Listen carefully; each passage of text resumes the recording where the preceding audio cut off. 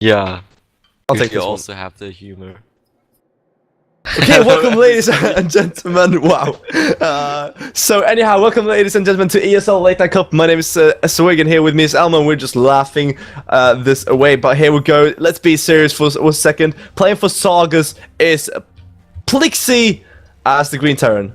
Well done, and in the opposing corner we are looking at the orange Protoss player playing for NON. It is none other than winning the first game, Koerby.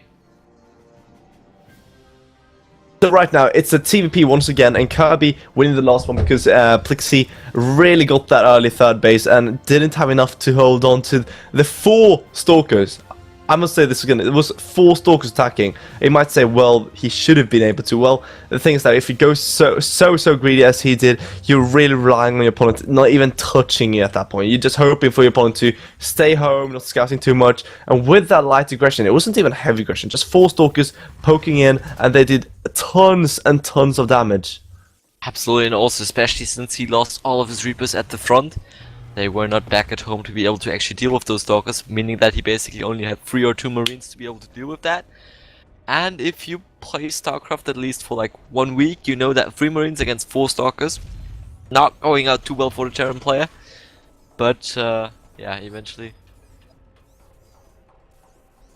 Yeah, and right now we're going to see plKzYEe and Koerby fighting out again. And I think plKzYEe right now, this time, has to get more Vikings. I mean, look at the last game. We saw like only a few Vikings. I think it was like 1 or 2 Vikings in total when he really wanted to go for those engagements. So he really needs to get that critical amount of 6, 7, 10 even in the late games. Very, very true. I mean, those Vikings are very, very crucial. But I mean, that last game was a little bit special. So I'd expect him to do it better this time, just because that 2 Reaper opening pretty much not really did too much. It did something, but not really enough. So it was kind of a weird game, but now fresh start for both players. Let's see if they can do better. Yeah, let's see if that's a good way to phrase it. Anyhow, Koerby right now just scouting about, and yeah, he did see the gas as well, so no surprise there. We do see a Marine being produced though, so a quick factory it is. Indeed, that's most likely going to happen here. So I'd expect some Hellions, maybe some Hellion drops. That could very well be what plKzYEe goes for here. Of course, also Widow Mines are a possibility. I've not really seen too many Widow Mines as of lately though, so I think it's kind of getting a little bit out of the meta. Just I think Hellion drops are a little bit more. They are more played. Yeah, they're much more popular and a bit. I wouldn't say much more, but yeah, they're popular, absolutely. You do see those Widow Mines from time to time, of course, and they can do some serious damage. We've seen several games where you straight out just win with it, almost, where you can just go back into the replay and say, this is where he won. So it can be really good as well, but those Hellions are so mobile where those mines aren't, so that's why often you want to have those Hellions. Also, something you can do is have, 2 mines, a few Marines out, but and then just drop and get the Hellions out at the same time from the front, and do those double things. But we do see the reactor on the factory here, so I think we should see some Hellions coming out. And yeah, just as you said, we're going to see some Hellions coming out right now, and no starport yet. Going to see if he adds that on quite soon. Yeah, absolutely. I think he's gonna proxy it here with that SCV already being more or less in a position where a starport could be proxied. I think he's just waiting for the monies here to be able to throw it down. Or maybe not. Yeah, I think he's just going to scout with it, I think. Okay, I actually thought he would throw down a starport right there, but nope. Ain't gonna happen. Nope. Because that's also something we see. Proxy starports to be able to get your drops just basically rolling right from the get-go. So that your medivacs basically don't have to fly all that way. That will speed up your drops quite considerably. But plKzYEe didn't went for something like that, because it's kind of a little bit of a commitment that you go in for early on here. But he's just gonna go for straight up Hellions, no drops or something like that. He's just gonna go for the full front assault. Yeah, it does look like that, and he really wants to get the run by here. And the question is, will he, with that time warp and those 2 Stalkers? I think that he should be able to hold off. The question is, though, how good a time warp he gets. He gets past the Stalkers, and no time warp in time. And look at this. Now we do have 4 Hellions right close to the middle line. Oh, they're stacking up. Oh, the works are stacking up. Oh He's my god, live. huge That damage. is not looking good for Koerby here, already losing quite some workers. Of course, eventually with Photon Overcharge, the Hellions will be cleaned up, but already 8 workers have gone down here for the Protoss player. That was not really too good. That was not the perfect way to start this game off, but of course it's not like a killing blast. It's not like something that Koerby cannot recover from. It's definitely not. It's still an even game, basically. Yeah, absolutely, absolutely. Right now though, it was a nice pick off. 8 workers for 4 aliens, worth it for plKzYEe, but I mean, sure, Koerby is still fine. With the Stimpack now finishing though, and more bows going down, it doesn't look like plKzYEe really wants to add on another base yet. He really wants to go in and do some nice damage, it looks like, because we do have a second tech lab here, sorry, going to get that combat shield. And of course, with the reactors on the next 3, we should see some really nice bio army coming out here from plKzYEe. Very, very true here. Now plKzYEe once again sending out 4 Hellions here to be able to do some more harassment damage. This time maybe in the natural base, and as we take a look at the Stalkers, they're currently focused on those rocks. The Hellions are basically free to do whatever they want. Once again now entering the mineral line. This time the probes however are not really that lined up, so it's not those perfect connects. But still I think we will see once again a couple of workers going down here. 16 in total, so once again 8 workers going down here for Koerby. That was once again not really too good here for him. Taking a look at the overall counts right now, it's 31 to 31. Gotta keep in mind Terran has double mules. So his income right now is in a very, very nice position. Yeah, and I mean, right now we do see a Forge going down for Koerby though, so it doesn't look like he wants to be way too aggressive in the beginning. Kind of a similar thing we saw last time. Or get the armor first. This is interesting, getting the armor first instead of the weapons. I'm not sure He why did that would. last game as well though. Yeah, so. yeah, I know. It's really. I'm thinking why. It might be for the Colossus to just survive against the Vikings, perhaps, or to counteract any +1 from your Terran opponent. That would also be one of the things you can do. But Also, this. Oh yeah. Sorry. Also, if you think of Marines, they have a very high DPS but low damage per shot. So armor upgrades actually do a lot against Marines, and usually Marines are the early game unit number 1 for the Terran player. So that might be a reason. Maybe that's just a standard opening against the Terran player. Might be. Also, of course, in combination with Guardian Shield, you basically have 3 armor. Yeah, it's very, very true. Anyways. Right now we do see plKzYEe pushing on here towards the natural, but he shouldn't be able to do way too much damage, just poke a bit. Oh, baiting the Photon Overcharge though, really nice. Losing only 1 Marine so far, some health on those Marines and Marauders though. Does he have any medevacs out? No. Does he have the starport with the reactor though? That's a question. Yeah, He has a starport, also with reactor, but he's only deciding to build 1 medevac just because he doesn't have the gas income to do them both at the same time. But of course, eventually he will get them. Yeah. Usually, of course, that's actually kind of interesting. He went for that very same push in the previous game as well.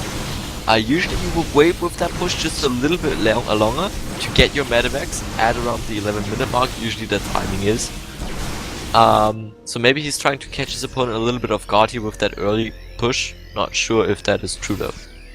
Yeah, we'll see. And right now, Twilight Council just finishing for Koerby. Will it get the blink is the question, or the charge, or will it just go right into Templars? Sometimes you just get a few. Of course, though, with the extended thermal, we shouldn't see any Templars go down. Oh, what's going on? The SCV train. Oh plKzYEe's my god, gonna here we go. Here. And look at that observer. Oh my god, he's gonna see it. Does he see this? Oh, he sees sees this. it. Oh my god, wow. that is Wow. so good for Koerby here. Also, he has already 2 Colossi out. Extended from lands is still some ways away from completion though. Still about 70 seconds left on that one, but I think with the Mothership Core and enough energy for a Photon Overcharge and also a couple of force fields, I should be able to still hold this quite easily. I think. Yeah, I mean, right now, 12 SVs going in here. There we go. Some really nice force fields going down I think from he should have Koerby. waited a little bit longer so that he could trap actually a couple of units. Yeah, perhaps. I think that is one of the panic responses, though. You know, you really want to make sure that your opponent doesn't get in there. Yeah, you know, also, that actually forces the engagement, kind of. And he doesn't want to really force engagement. He just wants macro at this point. Because, you know, he's been getting the upgrades. He hasn't finished Extended Thermalance, and he's switching into Temple Tech right now with a Psionic Storm. But nice drop in the back here by plKzYEe. Going to drop right in the corner here. Maybe forcing most of the army from Koerby. We're going to see how much. Oh, not enough. That is definitely not enough though, yeah, absolutely. And he's also going to go for another prompt aggression here. But this time we have the force fields going down here, dropping a lot of units here. Also now blocking the ramp, The so he storm! should be able to... No, the blink, sorry, never mind. The blink! That's also not nice. He will lose that. That is bad news spares for Koerby here. Storm, however, is still alive. That is at the moment the important thing. I think he can also survive bubbling, but now once again units in the natural are pushing forward. However, with all those Colossi and extended thermal lands, they pretty much have to get away right away. But yeah, I think that was okay. Yeah, it rhyming like a boss. Rhyming like a boss. But right now, plKzYEe though, he lost quite a lot with that trade. He didn't do. I'm not sure. Yeah, he was actually, he was supply blocked, that was why. He was supply blocked, so he killed off a few cells to make sure he could get his high tempers out in time to really get the energy on them. And here we go, really cool moveset from Koerby, by the way, had to say that. But yeah, the third base going down from both the players, and yeah, it's kind of getting into the macro game. So many Vikings out there already, 6 Vikings out, getting up to 8, with a +1 arm as well now for the Terran, but no +1 attack in sight for our Protoss friend here. So this might turn interesting because Koerby is ahead in armies. I would say both of them are quite equal. Koerby, I would give him the slight advantage though. Yeah, absolutely. I mean, he already has Storm Tech done. However, he has no charge that could have come definitely in handy.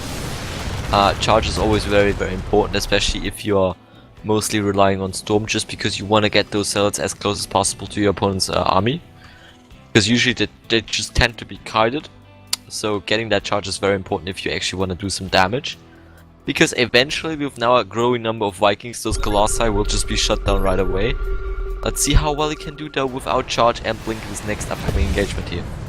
Yeah, we'll see. And oh, look at the amazing amount of Vikings here going closer and closer to that ball. And we don't have way too many Stalkers at all. And wow, already one Colossus down and wasting one Storm. This is not looking good for Koerby. He has only 3 Stalkers. 3 Stalkers to counteract this. That's just amazing. He definitely has not really too much against those Vikings, but the Storms, however, will definitely help him big time here. And also, he still has 3 Colossi left and just so many Psy Storms here. So that I think actually plKzYEe cannot really do too much right now at this point. Yeah, I mean, he really needs to pick off those Colossi. I mean, without Colossi, Koerby just kind of falls apart. He does still have the Storms though. He has 5 Templars. How many Storms is that right now? I think it's 3 Storms. Yeah, 3 Storms right now. With a drop though from plKzYEe, is there anything ready? Yeah, he's really ready for the drop here. See that with that observer here. Let's see. Yeah, and also he has a small task force here in this base. Also, of course, now Medivacs, they are very, very weak here, so he has to keep in mind they could go down here quite quickly here. Already Templars are being warped in, they could go for the feedback here. Both Medivacs would definitely die if they are hit by a feedback because they are still low on HP.